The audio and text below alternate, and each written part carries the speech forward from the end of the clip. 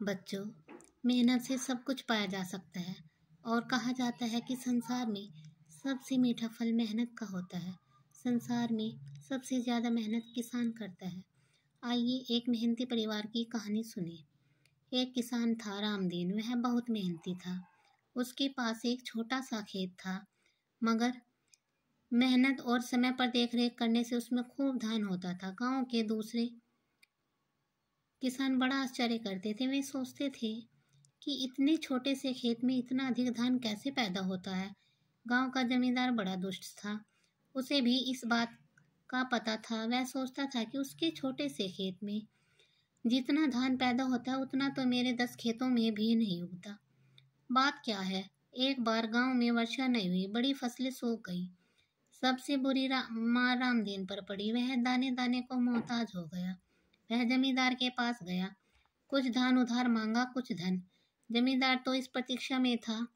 झट से बोला, तू अपना खेत बेच दे, 10 बोरी धान और 100 रुपये दूंगा। रामदीन समझ गया कि उसकी नीयत मेरे उपजाऊ खेत पर है। वह बोला, मेरे पास तो छोटा सा खेत ही है, उसे बेच दूंगा तो जीवन भर क्या खाऊंगा।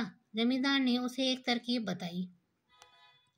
खेत नहीं बेचना चाहता तो मत बेच, उसकी मिट्टी ही मुझे बेच दे।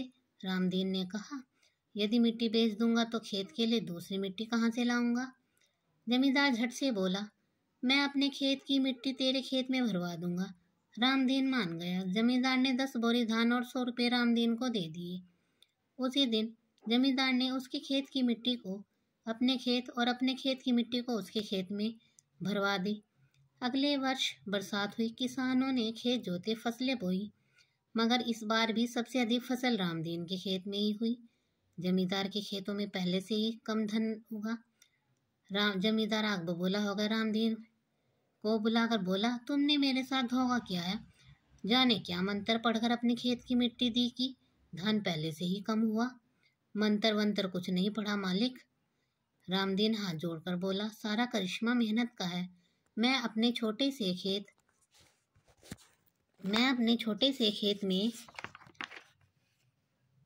खेत में खूब मेहनत करता था। समय पर निराई बुराई खाद पानी देता था, इसलिए फसल भी सबसे अधिक होती थी।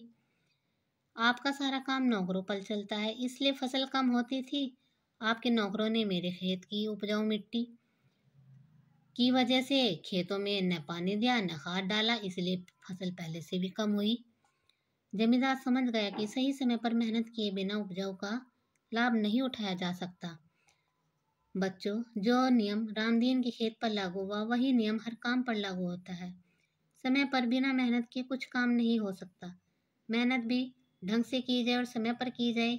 अकल कितनी भी तेज हो, बिना मेहनत के कोई उत्तीर्ण नहीं हो सकता। इसलिए बच्चों, कभी अपनी मेहनत में कोई कमी मत आने दो। हमेशा पूरी मेहनत और लगन के साथ पढ़ाई करो।